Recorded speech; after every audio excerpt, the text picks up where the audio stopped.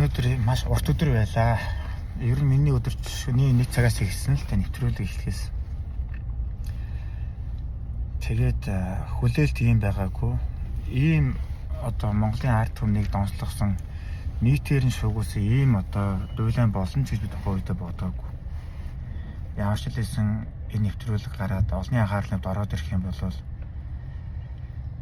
энэ хохирогч наран гарвыг ямар ч хэлсэн нэг тийм тэр яргачингийн гарт өгөхгүй байх, хүрэгдэхгүй байх тийм нэг боломж олцоо бүрдээсэй л гэж найдаж байна. Тэгээд цанснаас хүлээлтээс бүр яг тэр хол давсан юм бол хувирлаа. Ямар ч хэлсэн цагдаагийн алба хаагчд маань өглөө маш эртнээс ахуулаад ажиллаад ар гэртээ яаж холбогдох вэ? Өдөрт хохирогч эмэгтэйд яаж холбогдох вэ гэж одоо асуугаас л ажил нь эхэлсэн л дээ. Тэгэл өглөө ерөөсөө 11 цагт хохирогч эмэгтэй шүүх шинжилгээний үндэслэгийн хүрээлэнд очиж сэтгэл санааны хохирлынхаа нөхцөл байдлаа хэлжээ гараад ирэхэд шууд тэр хүнийг хүлээж аваад хамгаалтанд аваад тэгээд одоо нууцлын зэрэглэлээ хамгаалах байранд аваацныг сонсоод би бол маш их баярлж байлаа. Хоёрдугаарт энэ 10 дугаар сарын 9-ний өдөр ялагдагчаар татах одоо саналаа хөргүүлсэн байсныг нь хаан улд үүргийн прокурорын газрынхан одоо нэг шаардлагатаар хүлээж аваад 3 зүйлчлэлээр хүндрүүлэх 3 нөхцөлтэйгээр яргачинд одоо яллагчаар татсан тогтоол үйлчлэлийг сонсоод би бас маш их баярлалаа. Ямар ч хэлээс энэ Монгол улс маань үнэхээр бас нэг хүнийхээ төлөө хөдөлсөн шиг хөдөлж чаддаг юм байна. Дээрээс нэмээд яллагдж гэм сэжигтэн итгээд одоо энэ Эрдэнэ сүхийг байга газраас нь олж илрүүлэх ажлыг одоо цагдаагийн алба хаагчид маань цаг наргүй одоо хийж байгаа юм байна. Маш ургаагаар тэр этгээд эхний ээжинд орж илрүүлээд ялгчаар татсан тогтоолын танилцуулах, цаашлаад магадгүй баривчлах, хоошлуулгүйгээр тэд ажиллагаа арга хэмжээнд нь явагдаад бас эхлэх юм шиг байна. Тэгээд наран гарын одоо хамгийн бага хүн нас ингээд аавтайгаа байгаа учраас бас хүүхдтэй хөөрхий тэр хохирогчл бол маш санаа зовсон байдалтай бас байгаад байгаа юм байна.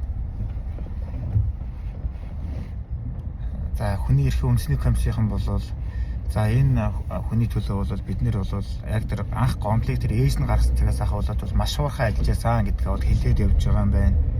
Надтай бас комиссийн маань холбогдсон. Тэгээд энэ хүний эрхийг хамгаалахын төлөө бол манай байгууллага бол чадлынхаа бүх төвшөндөө ажиллаж байгаа шүү гэдэг чинь. Хохирогчийг хамгаалтанд авах ажлыг гэр бүл хамгаалтын хэлцээх нь одоо нэг чих нь маш сайн ажиллаж авсан байна. За өөр нэг ажиллагаа нь болохоор юу ярих гэж мартчихв.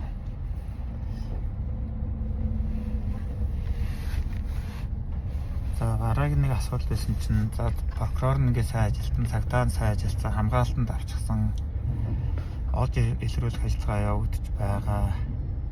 Оо тийм. Нөө нийслэлийн эрдэнэ төлөөлөгчдийн хурлын ажлын албанаас надтай бас орой холбогдсон. Бас энэ эрдэнэ төлөөлөгчдийн хурал хэдийгээр нөгөө нэгжийн тухай хууль гэдэг шүү дээ. Тэр хэдүүлээ нутгийн өөрөө өдөртөх нэгжийн тухай хууль гэдэг. Монгол улсын засаг захиргаа нутаг дэвсгэрийн нэгж түүний удирдлагын тухай хууль гэж байдаг. За энэ хуульд заасны дагуу бол нийслэлийн эрдэнэ төлөөлөгч хүнийг хугацаанаас нь чөлөөлөх 3 үндэслэл байдаг юм байлээ.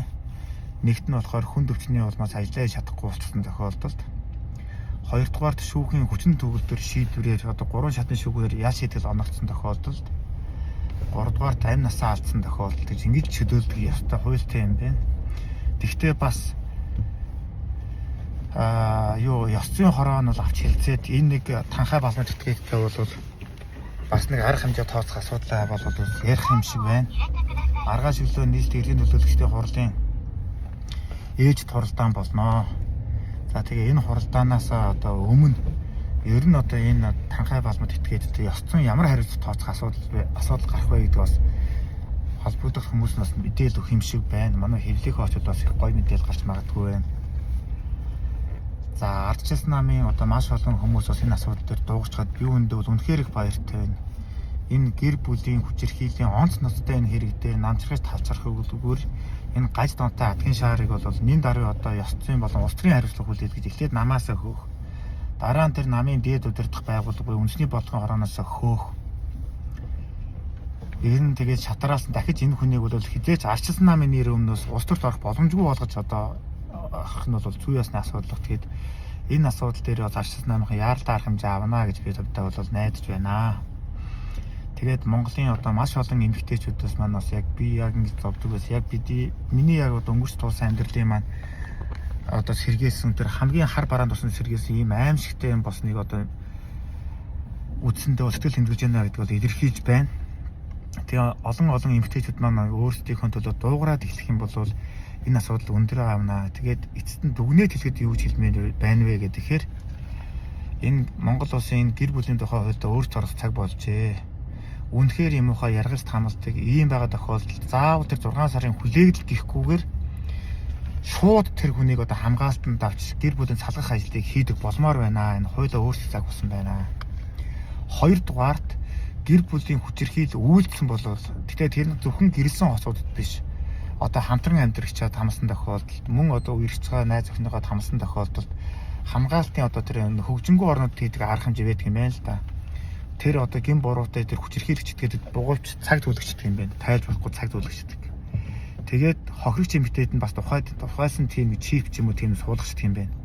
Тэгээд тэр хохирогч эмэгтэй байгаа тэр одоо орчныхаа радиуст 500 метрийн радиуст одоо тэр халдагч тэр гаж тонтой итгэхэд ойрцсон тохиолдолд шууд тэр тохиол нь хохирогч болон халдагч хоёуланд нь мэдэгддэг.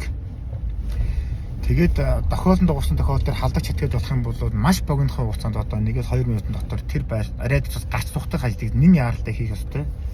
Хэрвээ тэгээгүй тохиолдолд бол тухайн этгээдэг шууд цагдан хорих арга хэмжээг авдаг. Нэг үгээр хэлбэл дахиж одоо тэр хохирогч эмэгтэйд нэмж хохирохгүй байх боломжийг хөгжингүү улс орнод авч хэрэгжүүлдэг юм байна. Яг энэ жишгийг ч гэсэн Монгол улс нь авч хэрэгжүүлэх ёстой. Ягаад тэр сүүлийн үед одоо тэр нэг цагдан хорхоос бус арга хэмжээг авдаг болсон шүү дээ. Тэр нэг цаг маг бугуй муу юу гэлээ.